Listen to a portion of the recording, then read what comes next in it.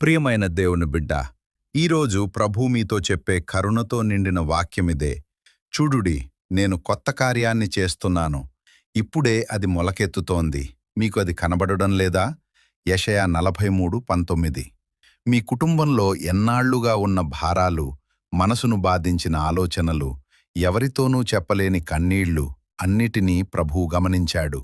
మనుషులు ఆశ వదిలిన చోట మీరు ఇది ఇక మారదేమేమో అని అనుకున్న సమయంలో ప్రభువు తన శక్తివంతమైన చేతితో మీ ఇంట్లో కొత్త ఆరంభాన్ని మొదలుపెట్టబోతున్నాడు. విరిగిన సంబంధాలు పునరుద్ధరించబడతాయి.